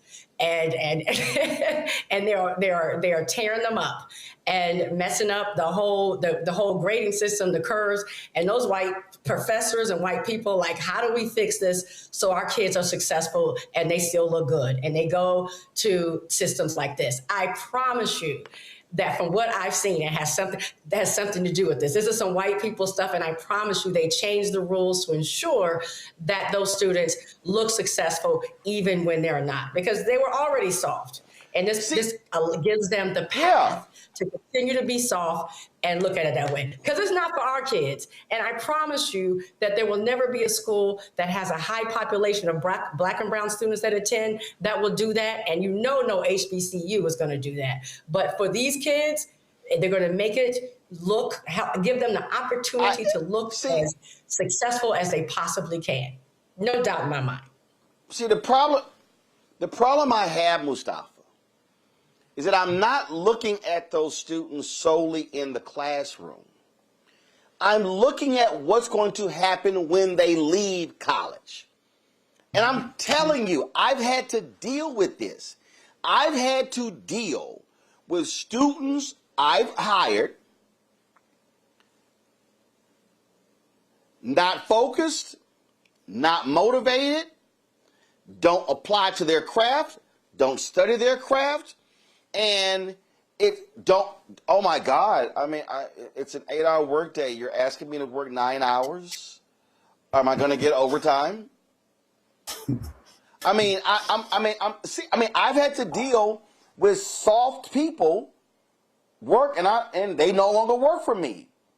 And I'm telling you, we are not producing students with resiliency. We're not producing folks who are tough. It's like, oh my God, he yelled at me. Man, take your ass to CNN or MS Now or Fox and see if you screw up, if you don't have that video or you don't have that damn graphic. Watch how you get cussed out. And these folks are like, oh no, oh my God, this workplace environment is toxic because they yelled at me. Man, listen. What I'm saying is, you got to, if you're going to have people survive in the workforce, man, they got to toughen the hell up. And I'm sorry, this here, oh my, that was so concerned about the mental health. No, Mustafa, no. I don't think you make things easier for people to deal with mental health. I think what you do is you have to walk folks through and say, hey, the reason we have this is because this will determine who cuts it and who doesn't. It's really about shredding. It's really about being able to say, hey, can you tough it out? Hey, I'm gonna give you this last one, Mustafa. This was pretty funny. So we're in college. I'm a sophomore. My sister's a freshman. Rough first year.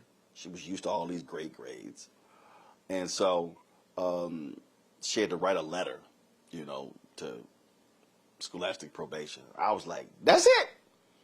Girl, come here. So we went to the library. I grabbed that paper. Yeah. I started typing.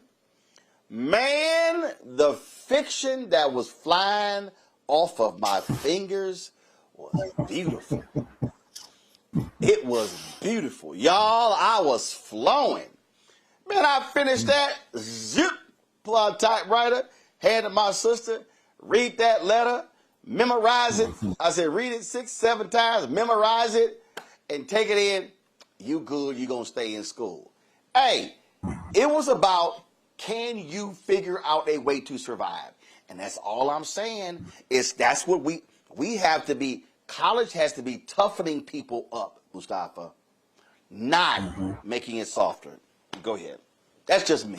Well, yeah, no. I feel what you're saying, and I appreciate your Langston Hughes moment there. I mean, college is supposed to prepare you for the future, right? But people use that often. But I think that it actually starts way before then. And hopefully you have parents who are making you strong and helping to prepare you for what the world is going to throw at you. So I think for me personally, with my folks, You start that work early on. On the mental health side of the equation also, a lot of that goes back to home also, and how you're raised and how you're taught to deal with situations. And that doesn't mean there are all kinds of mental health impacts that happen, and I totally get that.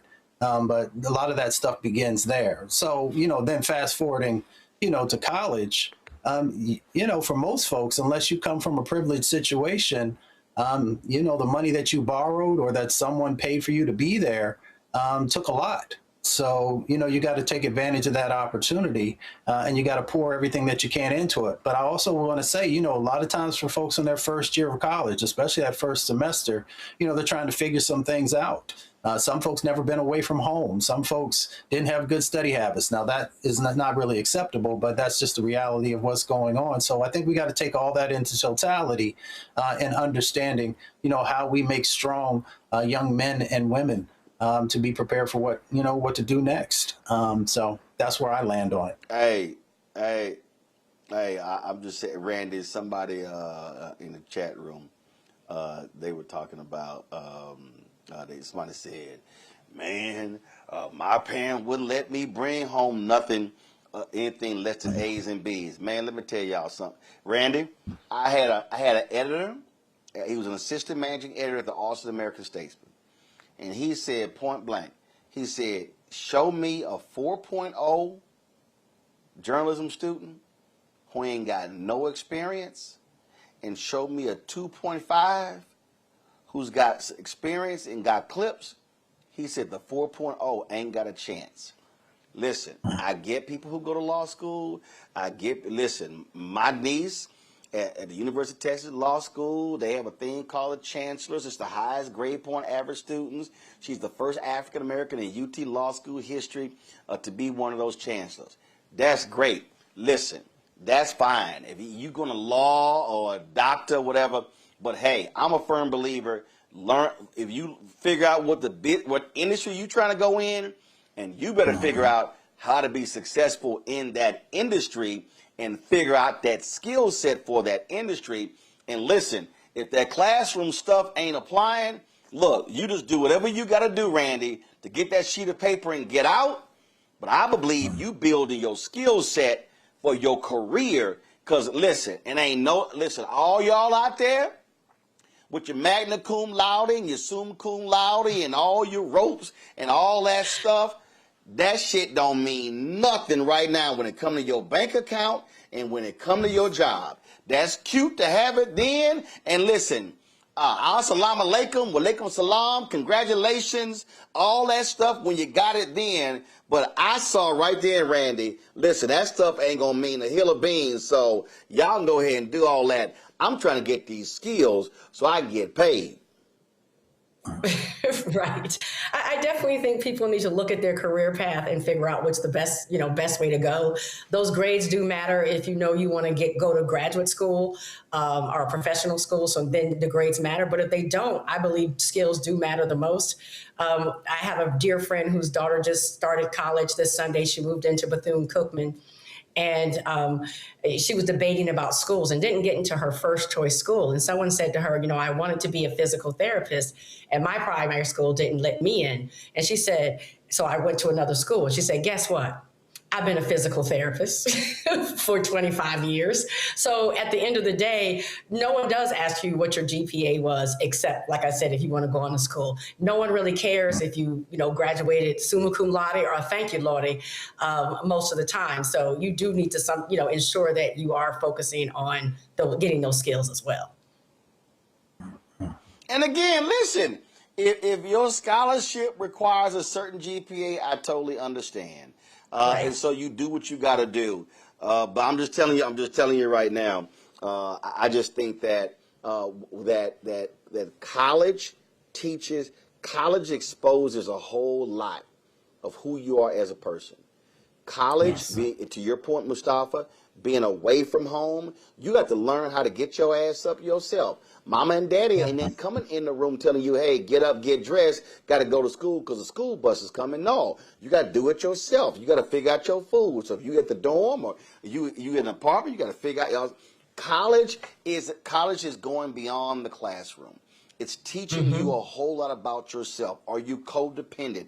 And what are you learning? And so I just think that when we start this whole deal, oh my goodness, folks in their mental health, it's meant to challenge you. It's meant to really press you. And I'm going to leave y'all with this one. I had a journalism class.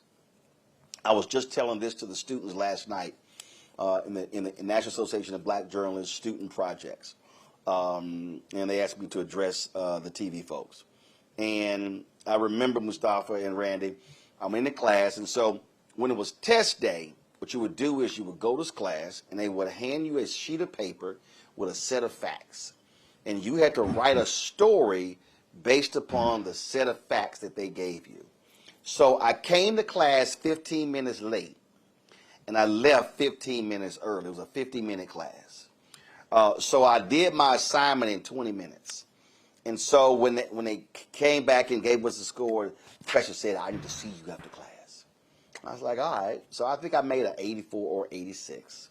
And she said, now, Mr. Martin, if you had not come late and you have not left early, and had you applied yourself, you could have made an A on this. And I said, ma'am, let me be real clear. I do not care about your A. And she was like, excuse me? I said, I want you to understand something. When I graduate, I'm going to have to write a story on deadline in 20 minutes.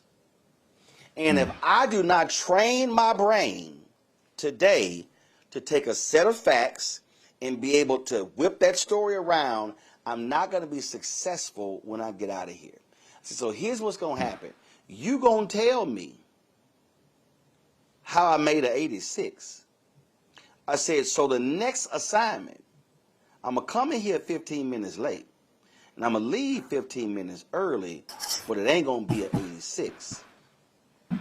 So the point there was, I was preparing myself for life after school while I was in school. And I wanted tough professors. I wanted journalism professors who were tough, who were kicking my ass, because I did not want to be mediocre. And that's all I'm saying. If you want to be great, you know what? It's the great coaches. It's the great mentors who put the screws to you because they see greatness. And I'm just saying, let's not make this thing easy. Quick break. We'll be right back. Roland Martin Unfiltered on the Black Star Network.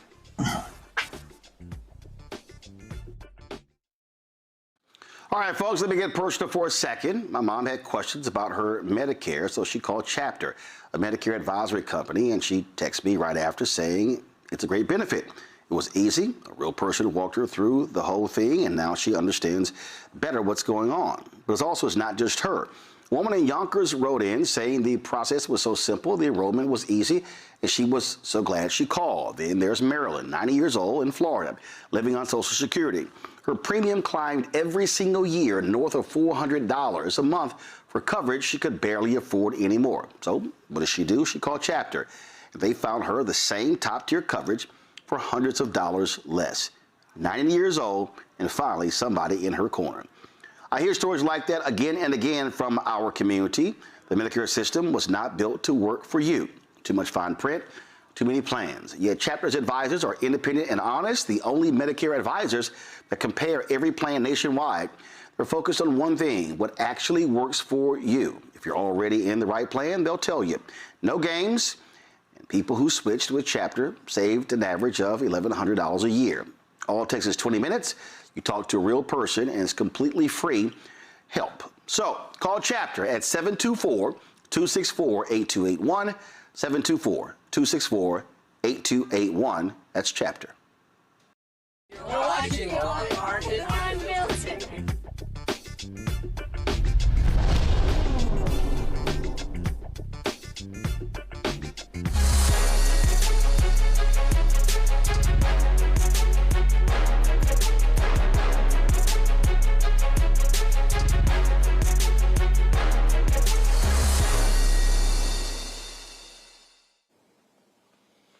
Folks, according to the Annie E. Casey Foundation's Kids Count Data Book Report, black children face significant proficiency gaps in reading math nationwide. The report says roughly 85% of black fourth graders read below grade level. Martin's children's books addresses that issue by offering books that support early literacy and math, as well as workbooks, while providing diverse stories that help with emotional awareness and social skills. Author Latasha Martin joins us right now. Latasha Martin, how you doing? Hi, how are you doing, Mr. Roland Martin? I am so excited to be here. I have been watching you for years. I am just so honored to be on your show tonight. I appreciate it. Before I ask you, first of all, where are you from? Which Martins are you from? Well, Martin is my husband's last name, and we're in Homestead, Florida. All right, where are his people from? Paran, Goose, Richmond Heights, South Florida. Okay, all right. Well, I don't know. I don't have any Martins that I know who are in Florida. My folks came from East Texas, and so, but I'm sure somewhere up in there, there's some sort of connection there. So let's get right into it. All right. Yes. We were just talking about, obviously, we were talking about college. We were talking about, this whole pass grade thing. But the reality is, really the need to learn, to build knowledge in elementary school and middle school is so important because it positions you for high school. And so walk us through your books. How do you help with that literacy? What is it teaching, and where did this all start? Okay, well, first, I am a veteran elementary school teacher. I've been teaching for 20 years. In South Florida, I've taught kindergarten, third grade, fourth grade, and fifth grade. So those are definitely the critical years where, especially for third graders in Florida, that they do have that fast testing that they need to pass in order to be promoted to the fourth grade. So that's what I've been working on for the last 10 to 12 years. I've been working solely with third and fourth grade students to help them with their comprehension. So when our schools went to COVID break, which was 2020. And that's when I started building my business. I had time at home. I've always enjoyed reading. So my passion was always reading comprehension, literacy, exploring different genres. So from that and the extension that I had at home, I created my business. And my love of reading fostered my growth of my company. I have published 6 children's books. I am an independent children's book author. And I've published children's books. First, I started with books that related to my sons. I have 2 of their older children now, a 20-year-old and a 16-year-old. But I used them for my first book, Black Boy Be You. I wanted to create a book where my children can see themselves in their books. So as a teacher, there are not a lot of stories that include African-American characters. So that was definitely one of my first goals, was to create characters that look like my children. They were my inspiration. They're also the characters in my story.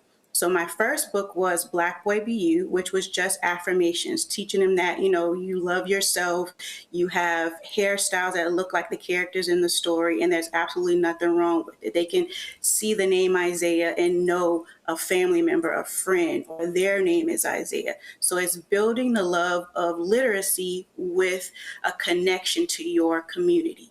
So from that growth, I have included a Black Girl Be You, which is a positive affirmation for young girls.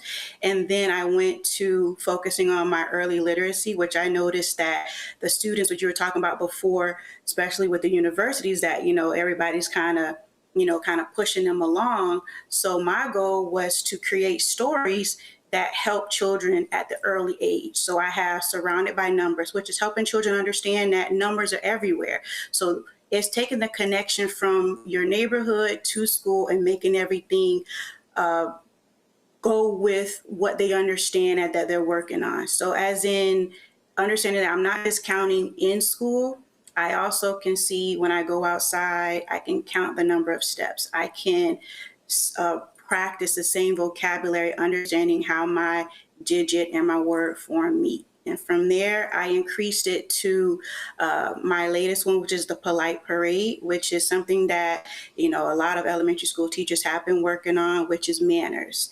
Unfortunately, something lately is that, a lot of our kids struggle with interacting positively with one another.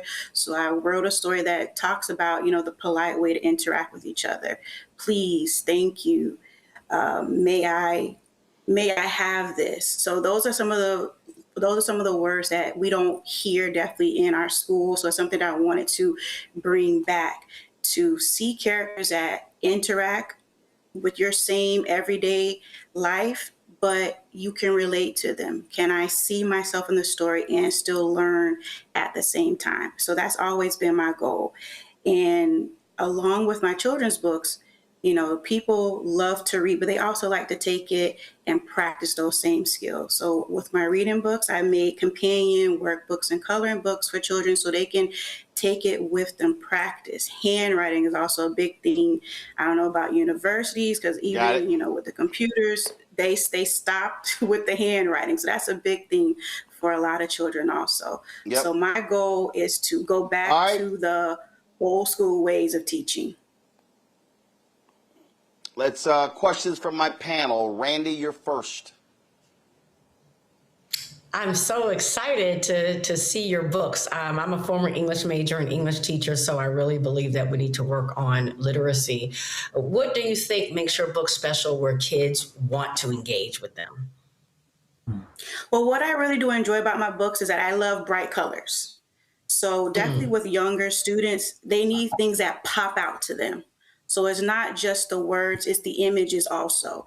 Can they love to, when they open up a book, it has to be bright colors that jump out to them. So that's always my first goal, bright colors. And then the wording within my book, there's some that are like in black letters and there's some that are in colored letters. So I have different things within my stories that attract students. And it's not just reading, there's also questions within a lot of my books to interact with the students while they're reading, especially with Surrounded by Numbers. It asks them, how many do you see in this picture? How many cars are there? So it's just adding a different level to just reading a book. Thank you. Mustafa. Yeah. Well, congratulations, Ms. Martin. I have two questions for you, actually. The first one is about the evolution of your books and the students who've been reading them. Could you share with us sort of how some of the students, maybe who you stayed in contact with, sort of their evolution with your books? Well, yeah. So my first book was Black Boy Be You. So that one was definitely a big hit as a time of, self-empowerment for young boys. And then they wanted to know, was there more that I was writing about young boys? Because there's not a lot of books about African-American boys. We might see more girl books, but my first couple of books definitely focused on the young boys. So they wanted to see something else that related to them. So I included Surrounded by Numbers, where my main characters are young men. And then also within my stories, a lot of the readers wanted to have additional that relate to their younger siblings. So not just like a third grader, you have something also that my kindergarten can relate to. So then I expanded my collection of stories to ABCs of Kindergarten, where it helps parents get their kids ready for the first day of kindergarten and also learn about the alphabet, phonics, and rhyming words. So I listened to customers and readers and what they were looking for next, and that helped me to create my next set of books. And my second question, really quickly, illustration is so incredibly important when it comes to children's books. Do you do the illustration? Do you hire other Black folks who do the illustration? How does that process work? Okay, I am definitely not an illustrator. I enjoy writing the story, so I did outsource my illustrations. For my characters, what I use are pictures of my children when they were young. So I sent illustrators a picture of my kids and I said, can you please draw them? And then I was able to choose the best illustrator that came with the images that I enjoyed the most. I had the most detail, because within my books, I enjoy a lot of detail within the background of my books. My illustrators are overseas, so it's a little an extra step that I have to do with my illustrators, speaking to them and getting them to understand what I'm looking for. But it's it's still a struggle with illustrators here in the United States to definitely get someone that has everything that I'm looking for. Thank you. All right, then. Folks, Martin's children's book. Go to shopblackstarnetwork.com. Shop blackstarnetwork.com to check them out. And so please do that. And support Latasha's books. We certainly appreciate it. Thanks a lot. Well, thank you for having me. All right. Good luck. All right, folks. Let me give you an update on the story out of Illinois. Remember the black guy who they had issues at the pool? Well, the property owner of the apartment complex has released a statement saying that it was not discrimination. You might remember where Leo Sullivan said that he was approached by a couple of white women when they came and demanding he show his ID. The property owner says this in a statement at Art Living: "We're deeply upset about the extensive misinformation being shared on social media about our company and the doxing of our innocent employees. Our company has a long history of serving diverse communities, and we proudly employ individuals of many racial and ethnic backgrounds. We do not condone or tolerate discrimination of any kind, and to falsely portray this incident as discrimination is reckless and harmful to our tenants and our community." Prior to Mr. Leo Sullivan's stay, he acknowledged the requirement to obtain a pool pass at the front desk before entering the pool area. The CCTV footage shows that he and 4 other unrelated individuals at the pool were all asked to show an ID or their pool pass as required to ensure the security of our tenants and guests. Our employees simply followed established property policies that are applied equally to all residents and guests. Since Mr. Sullivan never checked in with the front desk upon his arrival, never obtained a pool pass, falsely identified himself as a tenant, and never provided ID when politely asked, staff had no way to identify him as a guest, so authorities were called to help resolve the situation. Now, Leo Sullivan has not publicly responded to the statement from Arden's Living. All right, folks, that is it for us. We are watching election results that are happening in South Carolina, Wisconsin, and Minnesota and other states. So we'll have that for you tomorrow as well. Control room, let me know when y'all have downloaded those photos that I just sent y'all. Today, we had our board meeting for the National Association of Black Journalists, and my alpha brother, former UN ambassador, also former congressman, former mayor, longtime lieutenant to Reverend Dr. Martin Luther King Jr., Ambassador Andrew Young, addressed our group, and so it was great to see him. Andrew Young, 94 years old? Let me tell y'all, that mind is as sharp as ever. And so it was great to see him, great to hear him. We were here 42 years ago in 1984 when Ambassador Andrew Young addressed the convention. When I was chatting with him, we took a picture surrounded by Alpha Brothers. We took a picture with him, and it was hilarious because he said when I spoke to NABJ in 1984, there were 500 journalists who were in the room. Folks, our convention kicks off tomorrow, and our registration for this year's convention is almost 4,000. That goes to show you how far we've come. That's the photo right there of Ambassador Young with all the alphas. You see him right there. The next photo is you should show where he was in the when he was addressing us in our board meeting, and so it was absolutely great to have him. Always great to see him. And so, always doing his thing. So we surely appreciate our good brother. Folks, that's it for me. Again, we kick off the convention tomorrow. Lots of things happening here in Atlanta. We got a number of people who are coming through here. Senator John Ossoff, House Democratic Leader Hakeem Jeffries, I believe Georgia's gubernatorial candidate Keisha Lance Bottoms, and other folks are going to be here. And so we look forward to all of them speaking and addressing our convention. We'll be carrying you several of the live streams. Tomorrow night, we have the opening ceremony that will be live when we're also live. So we're going to be carrying that stream as well. So I won't be at the opening ceremony.